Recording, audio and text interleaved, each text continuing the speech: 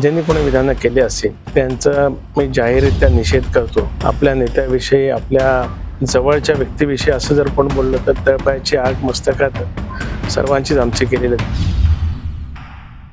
Hello, hello, बोला ना.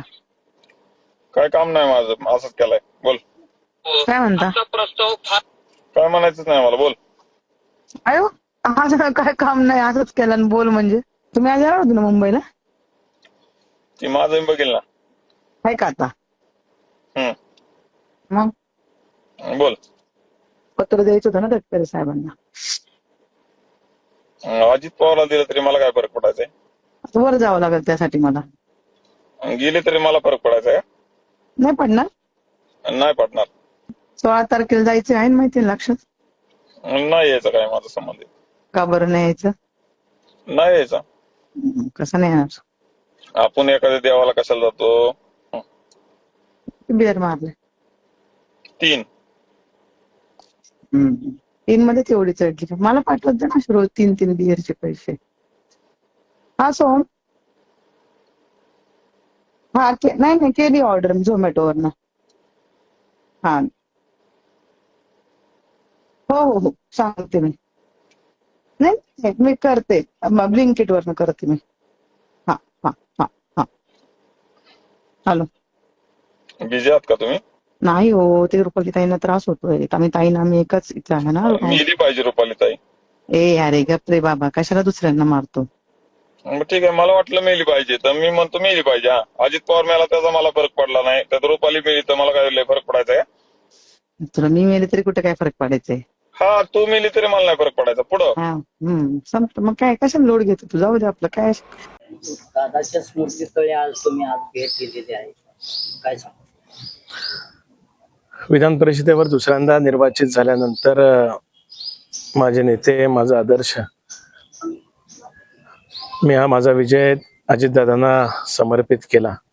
आज खरं तर दादांची उणीव भासते, पण दादांना एक वेगळाच आनंद आणि अभिमान नेहमीच होता की मुलं सक्रिय राजकारणात त्या ठिकाणी येतात आणि वेगवेगळ्या उंचीवर जातात. याचा आनंद आणि अभिमान नेहमीच दादांना त्या ठिकाणी होता.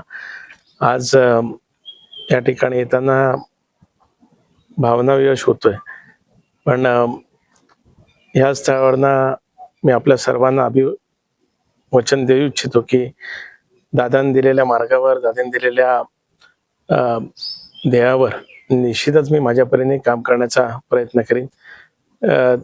त्यांच्या इतक्या उंचीला आम्हाला कोणालाच गाठता येणार नाही, पण त्यांच्यातले काही गुण 1% जरी आम्ही घेतले तर आम्ही आमच्या जीवनाचं सार्थक झालं असं मी मानतो. बारामतीतील नगरसेवक किशोर मसाळ यांनी अजितदादांच्या निधनाच्या संदर्भात वादग्रस्त वक्तव्य केलेलं आहे, त्यामुळे भावना तीव्र झाल्या. काय सांगाल? नाही, खरं तर मी अशा प्रकारच्या ज्यांनी कोणी विधानं केली असतील त्यांचं मी जाहीररित्या निषेध करतो. आपल्या नेत्याविषयी, आपल्या असलेल्या जवळच्या व्यक्तीविषयी असं जर कोण बोललं तर तळपायाची आग मस्तकात सर्वांचीच आमची केलेली आहे. त्यामुळे त्या बाबतीतली योग्य ती कारवाई निश्चितच शासनाने सुद्धा घ्यावी, पोलिसांनी सुद्धा त्याची दखल घ्यावी अशी माझी आग्रहाची भूमिका राहील. त्यांची भूमिका त्यांनी बदललेली आहे.